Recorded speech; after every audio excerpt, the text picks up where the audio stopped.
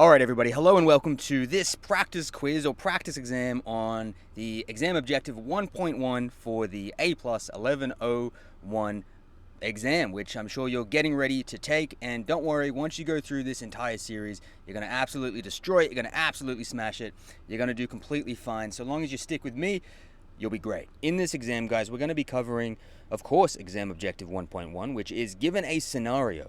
Install and configure laptop hardware and components.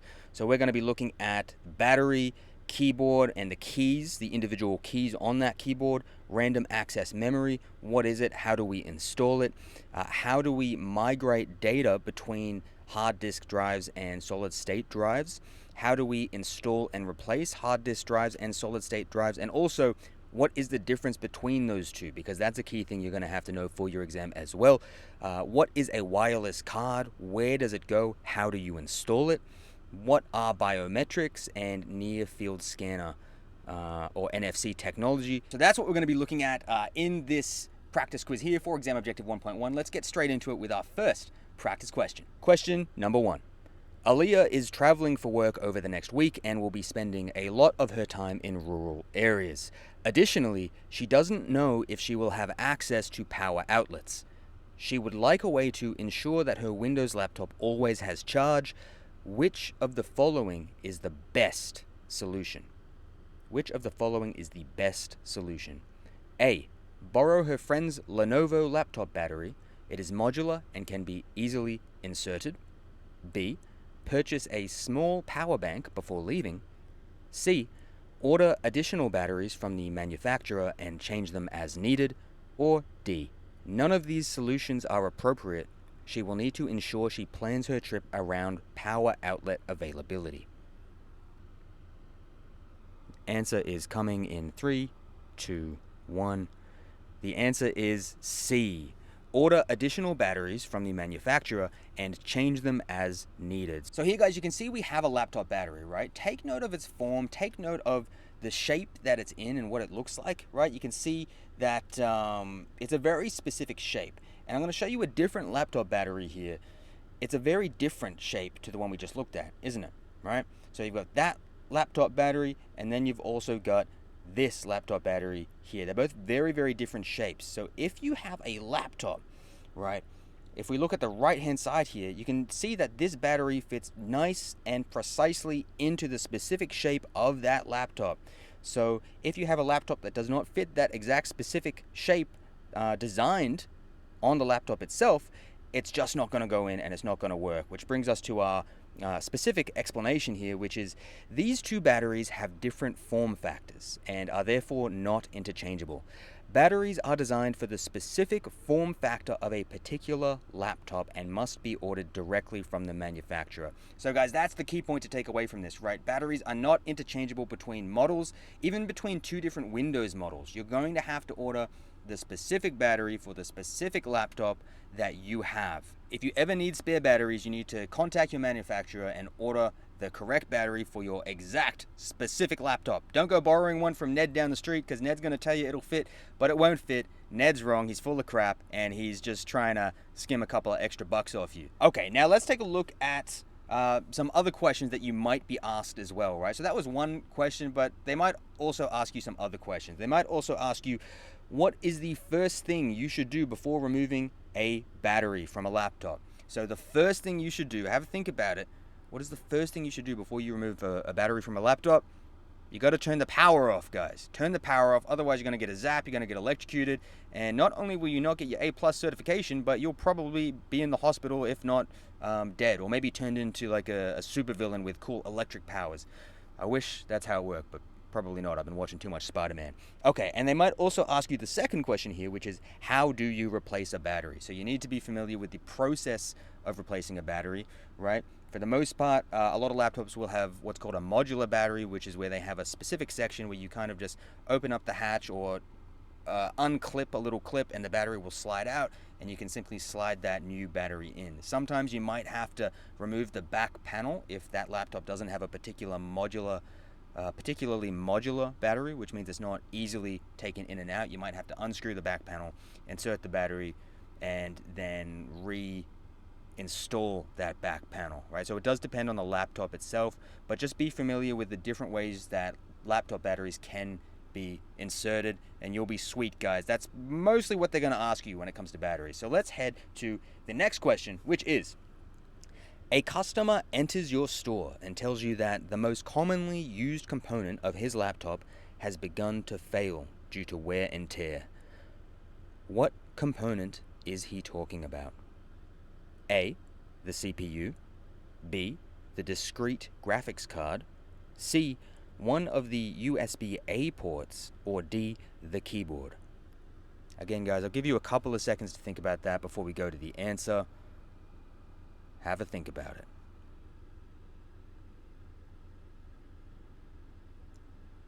Answer in 3, 2, 1. The answer is D, the keyboard. So the explanation for this one is pretty simple, guys. The keyboard is the most commonly used component of a laptop and is therefore most susceptible to wear and tear. So when you think about a laptop, guys, the most commonly component of that laptop that's used is the keyboard. You're always typing away on it. You're always doing some stuff. You might spill some juice on it, gets all on the keyboard keys. You might eat your donuts, the crumbs fall down into the keyboard and it clogs them, and you got to try to get the crumbs of your donut out because you can't control your diet, and you should eat fruits and vegetables, but you can't. So the donut gets crumped under there, and it's just a lot of stuff can go wrong with the keyboard because it's the most commonly used component. You type on it, you eat over the top of it. There's so many things that can go wrong with that just because it's used so frequently. So if you get a question asking you about what the most commonly used component is, and what component is most likely to go wrong or go awry due to wear and tear, it's gonna be the keyboard. It's gonna be the keyboard. Okay, most frequently used, most susceptible to wear and tear is the keyboard. Now, you might also be asked, what cable is used to connect a keyboard? So if you have a look to the image to the right here, and if you're listening along, that's okay. This is a ribbon cable, right? So a keyboard is generally connected via a ribbon cable. So if you don't know what a ribbon cable is, if you don't know what that looks like, you can take a look at the image here, but also it's worth maybe going back and taking a look at the Professor Messer video on this topic. Or, quick plug, you could also grab my learning guide from journeytocyber.com. We go over this in the comprehensive notes and the many questions with answers and explanations and learning activities that I have on there. But also Professor Messer videos are free and they go just fine. So you might want to do some research on a ribbon cable and how a keyboard is connected. You might also be asked, what should you do when replacing individual keys of a keyboard? And now when you think about this, of course, you should be careful. They're very delicate, but it kind of boils down to you want to follow the specific manufacturer instructions. Each device might have different specific instructions on how to do so. Each keyboard might be a little bit different, so you want to make sure that you follow manufacturer instructions. Other than that, just make sure you're really careful, very delicate with them. Keep those kind of things in mind. But these are the other things you might be asked about keyboards. So let's move on to the next question, guys. Question number 3. Benjamin has just started working for a local tech startup, and he has been asked to install RAM in a laptop that is currently being built. Which of the following should he choose to install? A, DIMM, B, DDR8, C, SODIMM, or D, LODIMM? I'll give you a couple of seconds to think about that one before we move on.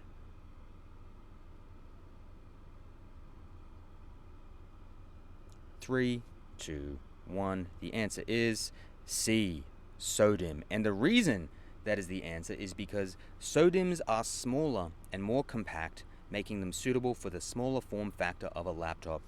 So guys, in general, when it comes to this exam, the rule is going to be, if you are installing RAM in a desktop, you're going to be installing DIMM.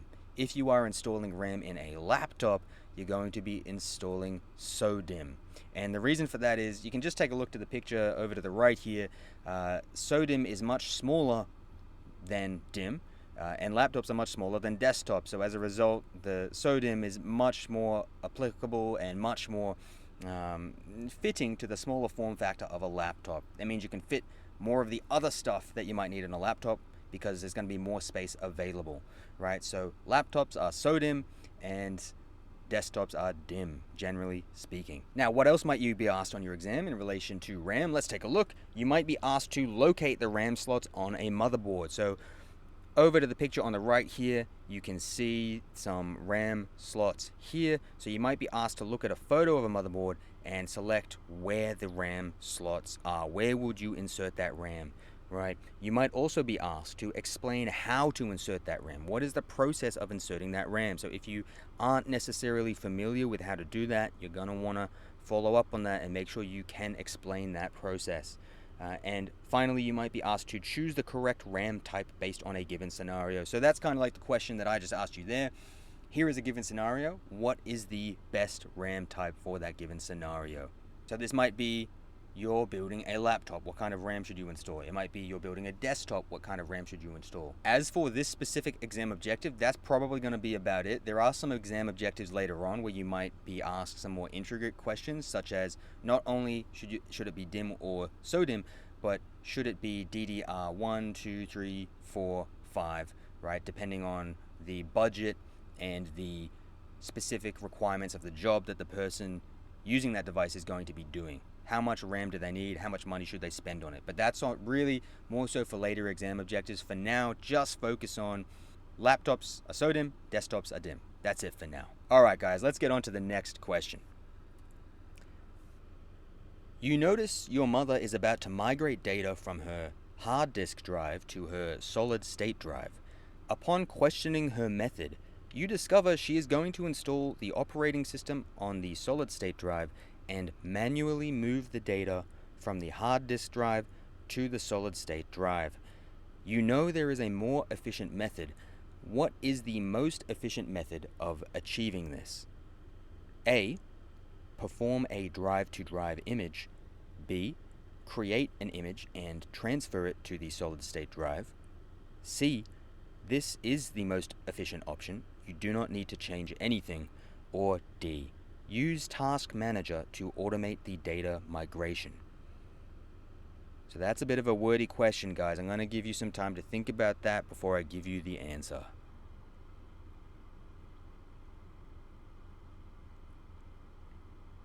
Answer in 3, 2, 1. The answer is A. Perform a drive-to-drive image. Now, the reason this is the answer is simply that a drive-to-drive image involves creating a complete image of the hard disk drive and transferring it directly to the solid-state drive. It is an efficient way to migrate data, including the operating system, from one drive to another. This option ensures that all data and settings are replicated accurately, making it a reliable choice for migrating to a solid-state drive. Right, so with a drive, so in simple terms, guys, a drive-to-drive image takes one drive and directly duplicates an image of that drive over to the other drive in one swift motion. A drive-to-drive image takes it from drive A to drive B seamlessly. It's a direct transfer. Whereas the other option, which was create an image and transfer it to the solid-state drive, it essentially just involves an extra step. So with this option, you are creating an image of the hard disk drive, but instead of directly transferring it to the solid-state drive, you would typically save the image to an external storage device, such as another hard drive, and then restore that to the solid-state drive. So it can be efficient, but it adds an extra step. So really, guys, it's just an extra step in between. Instead of directly transferring it from drive A to drive B, you are creating an image and then transferring that image over to the second drive. So it's just like, it's just not as efficient, essentially not as efficient, takes a bit more time, and why take more time when you don't have to? Now let's take a look at some other questions that you might be asked in relation to this specific aspect of exam objective 1.1. You might also be asked to explain how to migrate data. How should you migrate data from one drive to another drive? What process should you go through? You might be asked to choose the most appropriate method of migrating data. So that's kind of the question I just asked you there, right? I gave you a scenario and I said, what is the most efficient method of migrating this data? And you might also be asked, what does it mean to migrate data? What does that involve? If someone asks you to migrate data, what are they asking you to do? Just a simple kind of definition, understanding what that means. Okay, guys, let's move on to the next question. Which of the following options accurately describes the differences between hard disk drives, solid-state drives, and M.2 drives as storage devices in laptops? A. Hard disk drives are faster and more reliable than solid-state drives, while M2 drives have a larger form factor. B. Solid-state drives are slower and less reliable than hard disk drives, while M2 drives use spinning drive platters for storage. C. Hard disk drives are slower and less reliable than solid-state drives. M2 drives have a smaller form factor and are faster. D. All three options have the same speed and form factor. There is no difference. All right, guys, I'm going to give you a couple of seconds to think about that one, and then we'll go ahead and head into the answer. All right, answer in 3, 2, 1. The answer is C. Hard disk drives are slower and less reliable than solid-state drives, and M2 drives have a smaller form factor and are faster. So this question essentially requires you to understand the difference between hard disk drives, solid-state drives, and M2 drives, and be able to articulate that and just choose the correct answer, right? So as a quick explanation, hard disk drives use spinning drive platters and magnetic disks for storage. They're slower and less reliable compared to solid-state drives due to their mechanical components. And you can see that on the image over here to the right, which is basically a literal physical spinning disk, right? So there's physical components in a hard disk drive that have to spin in order for it to be used. And of course, if there's physical components that have to move, that's going to be more susceptible to wear and tear and is going to be less reliable. On the other hand, solid-state drives have no moving parts, which makes them more reliable and faster than hard disk drives. They are also silent, or almost silent, and have less latency. So over on the right here, you can see an image of a solid-state drive. There is no moving parts when it comes to solid-state drives. They are virtually instant, although not completely instant, but they're a lot faster than a hard disk drive because they have no physical moving components, and they are a lot more reliable because due to having no physical components, they're not as susceptible to wear and tear and generally last a lot longer. And finally, M2 drives have a smaller form factor and are faster than both hard disk drives and traditional SATA SSDs. They plug directly into the motherboard, which enhances their speed. So in simple terms, guys, a hard disk drive has moving physical parts, which makes it slower and less reliable. A solid-state drive has no moving physical parts, which makes it faster and more reliable. However, both of these are connected via a cable, via a SATA cable, generally speaking. While an M2 drive, it is a type of SSD, it is a category of SSD, but instead of being connected through a SATA cable, it is directly connected onto the motherboard. So instead of the data having to travel from the drive through a cable to the motherboard, it is transmitted directly from the drive to the motherboard in one foul swoop. So it's a lot faster, right? So it has the benefits of the SSD because there's no moving parts, so it's a lot faster and more reliable. But then on top of that, instead of being connected to a cable, it is directly plugged into the motherboard, which makes it a lot faster again. Additionally, it's a lot smaller, which means it frees up space for potentially other components that might have to exist there as well. So that is the difference between a hard disk drive, a solid-state drive, and an M2 solid-state drive.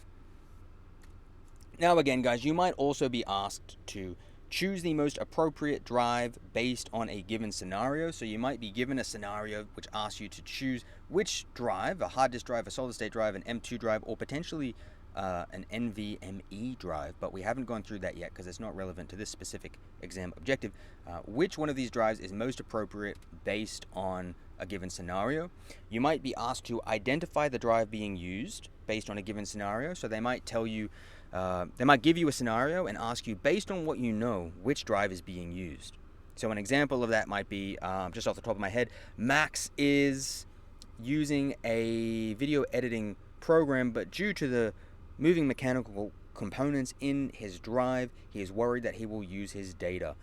What drive is Max using currently, and what drive should he upgrade to in order to bypass these issues, right? So in that question, we know there are moving mechanical parts, which immediately tells us it's a hard disk drive. So that's just a quick example of another type of question they might ask you. And finally, another thing they might ask you is to identify the drive on a motherboard. So you should be able to look at a picture of a motherboard and identify where the hard drive is. So if you can't do that, you need to be able to do that. So practice identifying the hard drive on a motherboard. There's a picture here to your right.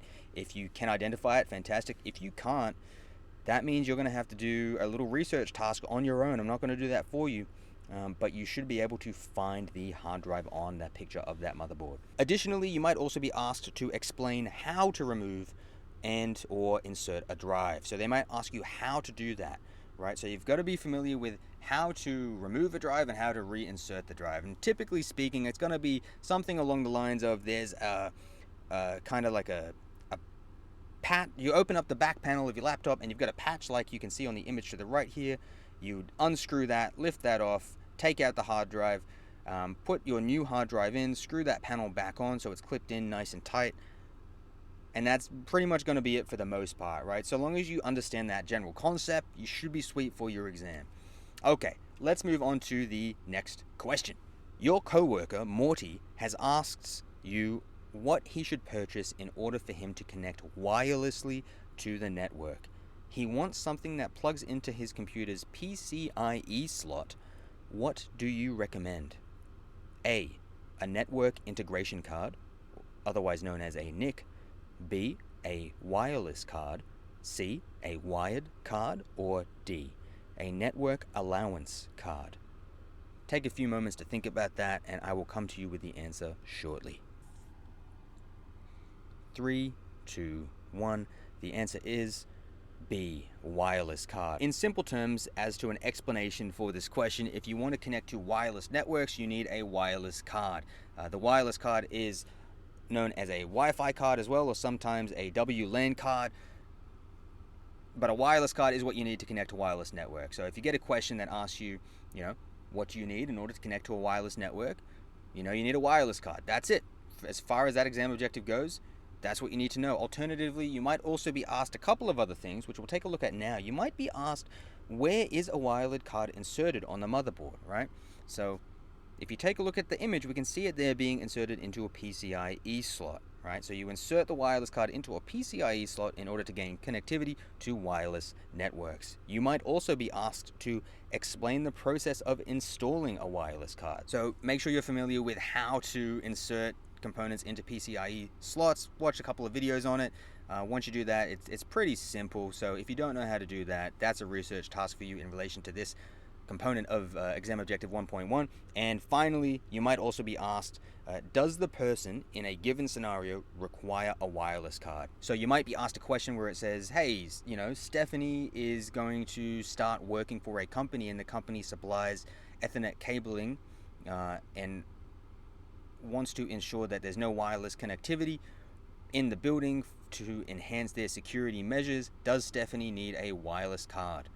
Of course, the answer in that situation will be no, because there's no wireless connectivity, so she doesn't need a wireless card. Something like that, right? So those are the kinds of questions that you might be asked for that particular part of exam objective 1.1. Let's move on to the next question. You have been told by your employer that you must authenticate to your company-owned device using biometrics. Which of the following meets this criteria? A 5-digit PIN. B, your signature. C, your fingerprint. Or D, your smart card. I'll give you a couple of moments to think about that question and then I'll come to the answer.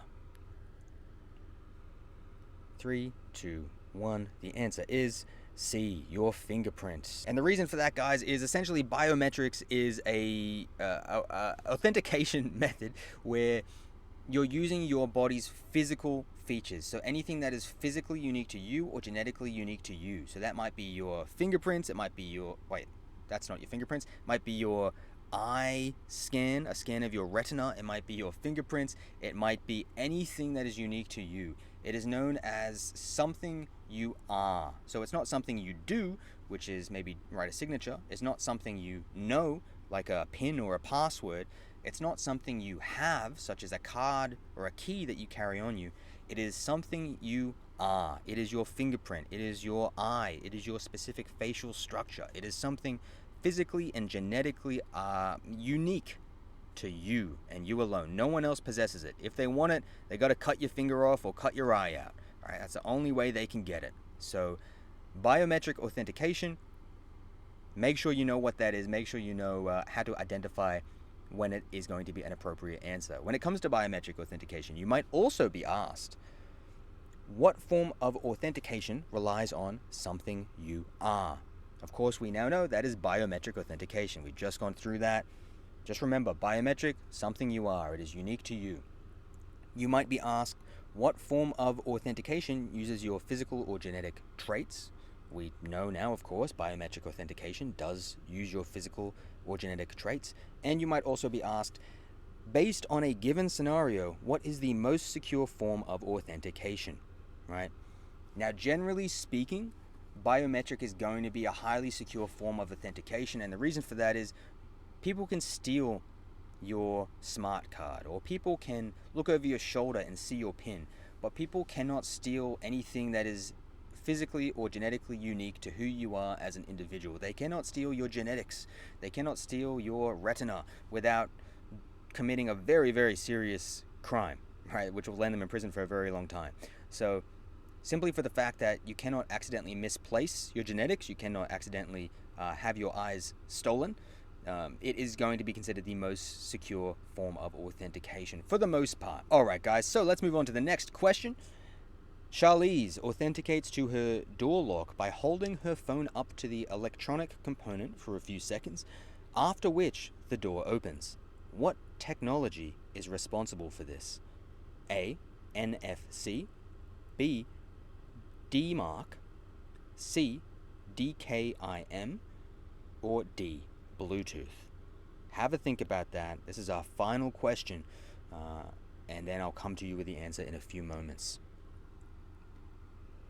3, 2, 1. The answer is A, NFC. Now the reason for that, guys, is because NFC essentially, it's where you hold your device close to either another device or a card reader, and it authenticates you, or it allows you to pay quickly and easily and seamlessly. So if you go to a shop and you hold your phone up to the card reader and that successfully pays, you're using NFC technology, near field communication technology. If you go up to a lock and you hold your phone up to that lock and that allows the door to open, that is using NFC technology. Anything that works by simply holding something up and a data communication, a data transfer occurring there, that is going to be NFC technology. So if you're paying for something with your phone, it's NFC. If you're authenticating by holding your phone up to something and a door unlocks, that's NFC. Okay, so it's important you know what NFC is. When it comes to NFC, you might also be asked, when you tap your phone in order to pay, what technology are you using? So it's authentication or it's paying for things. For the most part, that's what's going to be asked in the exam when it comes to NFC. Now guys, this was just a short snippet of what is available in my learning guide over at journeytocyber.com. So my learning guide has comprehensive notes that is broken down by exam objectives. You can see here some notes, just a short snippet of the notes available for exam objective 1.1.